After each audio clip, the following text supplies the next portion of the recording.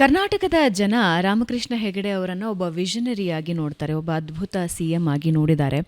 ಹಾಗೆ 25 ವರ್ಷ 30 ವರ್ಷದ ಹಿಂದೆ ಅವರು ಏನೇನು ಕನಸು ಕಂಡಿದ್ರಲ್ಲ ಅದು ಇವಾಗ ಜಾರಿಗೆ ಬರ್ತಾ ಇದೆ.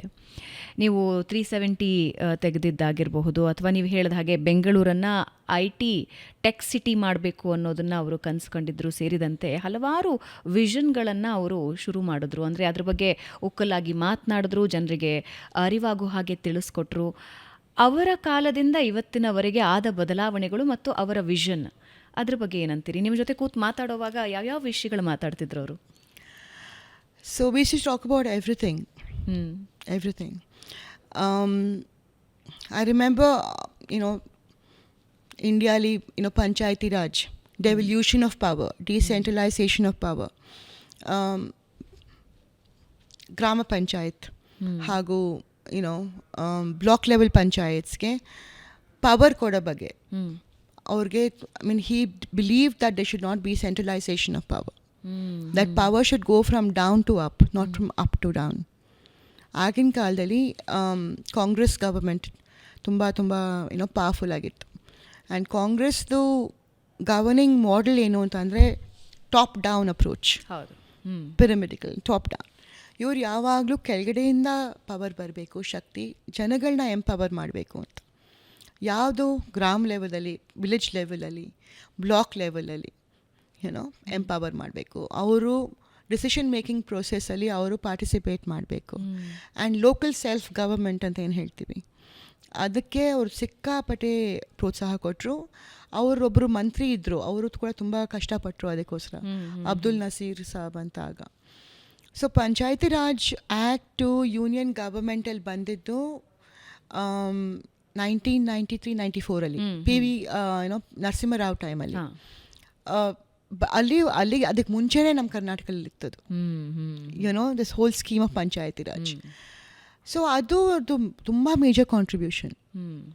ಅದಲ್ಲದೆ he was a great believer in federalism. So state and ಯೂನಿಯನ್ಗೆ ಪವರ್ಸ್ ಡಿಫ್ರೆಂಟ್ ಆಗಿರಬೇಕು. And the union government should not interfere with the state government's functioning at every level.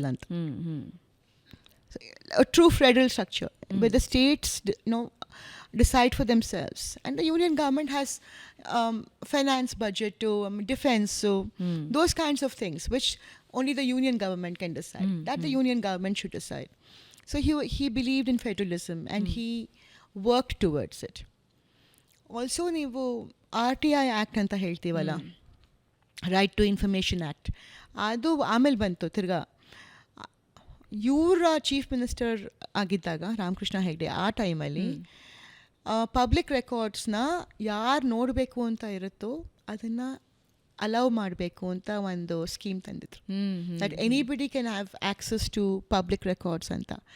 So according to me it was a precursor to the right to information act.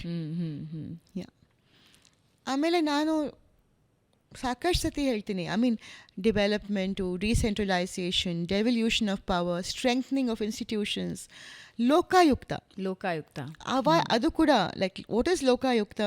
It's a watchdog on the functioning of the government.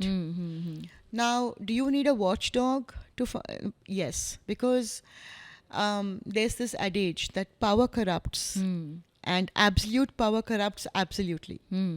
So ಯಾರು ಪವರ್ಲಿ ಇದ್ದಾರೋ ಅವ್ರ ಮೇಲೆ watch dog ಯಾರು, ಅವ್ರನ್ನ monitor ಮಾಡೋರು ಯಾರು, ಅದಕ್ಕೆ ಲೋಕಾಯುಕ್ತ ತಗೊಂಬಂದ್ರು. ಯಾರೋ ಒಂದು ಬಾಡಿ ಇರಬೇಕು that people can approach when they want to question the government.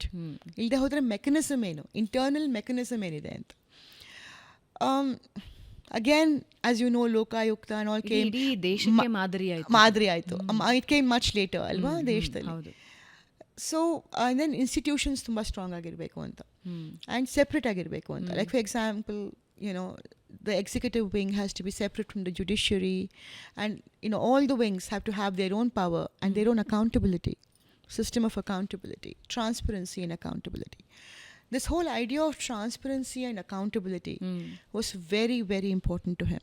That is why it was called value-based politics. Hmm. He gave a lot of importance to values in public life.